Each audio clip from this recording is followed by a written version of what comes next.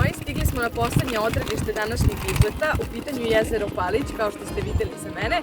Ovo jezero nalazi se na samom severu naše zemlje. U narednim kadrovima pokazat ću vam razne zanimljivosti koje se nalaze na ovom jezeru. Uživajte! I dragi moji, evo ga četvrti deo videa serijala iz Vojvodine. Poslednji deo je posvećen jezeru Palić, koje znate da se nalazi na severu naše zemlje. Ja sam poslednji put na Paliću bila u 8. razredu na ekskurziji i evo me ponovo, mogu da vam kažem da sam se baš radovala. Ne bi ja bila jada, nisam kupila nešto da jedem. Ja ovaj kolač zovem trdelnik, neko ga zove odžak, a sve što znam je da je prelep i da može da se filuje sa raznim nadevima i da se valja u razne sačine.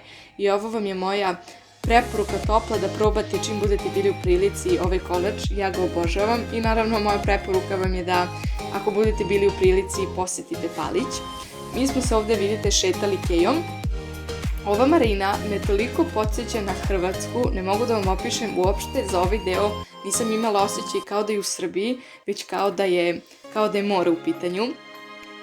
Ja se nadam, dragi moji, da ste pogledali prvi, drugi i treći deo videa iz Vojvodine. Snimala sam vinariju Zvonko Bogdan, Suboticu i Ergelu Zobnaticu. Ja sam uživala u izletu, pogotovo zato što nemam prilike non stop da posjećujem lepote Vojvodine.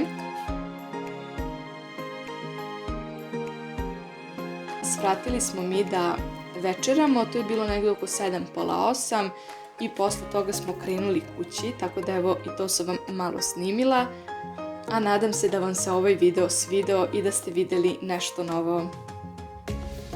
Dragi moji, ovo bi bilo sve za današnji video, nadam se da vam se svideo i da ste uživali. Ako vam se svideo, obavezno ga lajkujte, u znak podrške subscribeujte se na moj YouTube kanal.